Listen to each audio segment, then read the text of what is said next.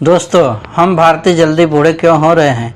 ऐसी क्या वजह है कि हम जापान और स्विट्जरलैंड में रहने वालों से पहले ही बूढ़े होते जा रहे हैं? आखिर ऐसी क्या वजह है कि हम भारतीय बुढ़ापे की रेस में दुनिया वालों से कहीं ज़्यादा आगे हैं?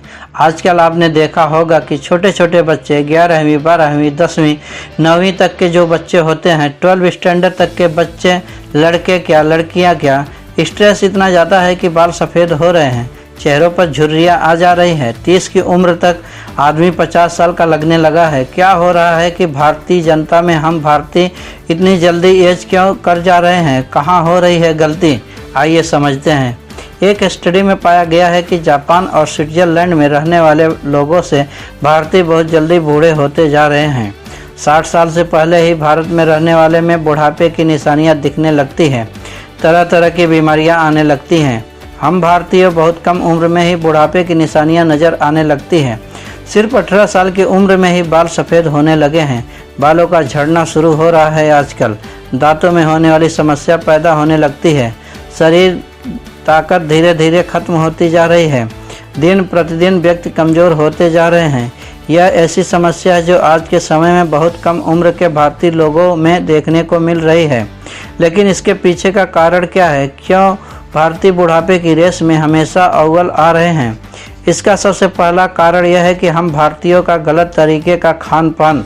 भारत में ज़्यादातर मसालेदार चटपटा खाना बहुत पसंद करते हैं, लेकिन इससे भी बड़ी मुसीबत है खाद्य पदार्थों में मिलावट। आज की तारीख में बाज़ार में किसी भी तरह के फूड प्रोडक्ट खरीदे तो आपके हर फूड प्रोडक्ट में कुछ न कुछ मिलावट तो ज़रूर मिलेगी।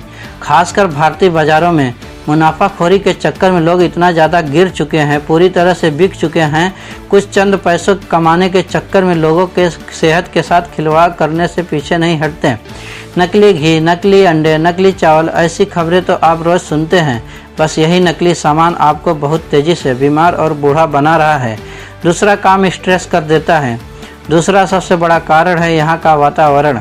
भारत का वातावरण पहले जैसा नहीं रहा, दिन पर दिन प्रदूषित होता जा रहा है। चाहे वायु प्रदूषण की बात कर लीजिए, जल प्रदूषण की बात कर लीजिए या किसी भी तरीके की प्रदूषण की, हम भारतीय भी हमारे वातावरण को बहुत तेज़ी से गंदा करते जा रहे हैं।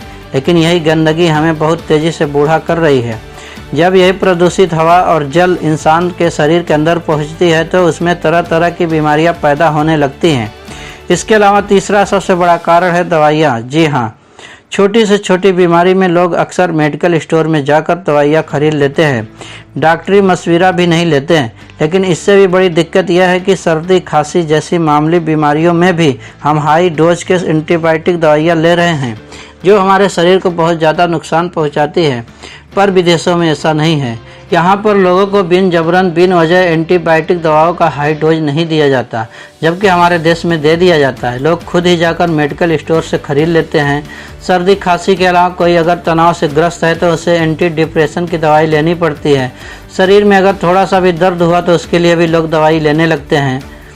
सारी दवाइयाँ आपके शरीर के इम्यून सिस्टम को कमज़ोर कर देती है।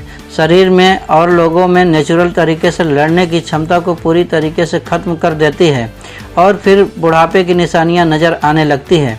लेकिन इससे भी बड़ा मुद्दा है तनाव। जी हाँ, तनाव हम भारतीय के ऊपर कुछ इस तरीके से हावी हो जाता है। किसी को बेरोजगारी का टेंशन है तो किसी को ज़्यादा टेंशन लेने की वजह से नशे की आदत हो चुकी है, जिसके बाद ये नशा शरीर को बीमारियों के साथ साथ बुढ़ापे जैसे रोग भी दे देती है।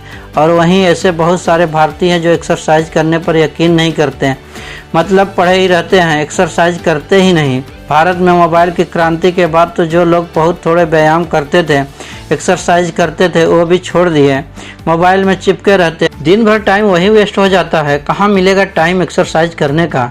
आज की नई जनरेशन पूरी तरीके से मोबाइल और लैपटॉप की दुनिया में खोई रहती है। देखा जाए तो हर चीज़ ऑनलाइन हो गई है, चाहे पढ़ाई की बात हो या फिर शॉपिंग की या फिर लोगों से मिलने की, सारी चीज़ें मोबाइल और लैपटॉप से ही सब कुछ हो जाता है। मिलना जुलना भी लैपटॉप में हो जाता है, हाय हेलो मोबाइल में हो जाता है, व्हाट्सअप फेसबुक इंस्टाग्राम से। लेकिन ये सारी आदतें आपको बुढ़ापे की तरह ढकेल रही है। लेकिन ऐसा नहीं कि आप इस बुढ़ापे से बच नहीं सकते, बिल्कुल बच सकते हैं। विदेशों के लोग, स्विट्जरलैंड के लोग हैं, जापान के लोग हैं, ये इतने स्वस्थ इसलिए दिखते हैं कि क्योंकि इन्होंने स्ट्रेस मैनेज करना सीख लिया है। तनाव का अपनी ज़िंदगी का हिस्सा बनाते हुए उसे कैसे हैंडल करना है वो सीख चुके हैं।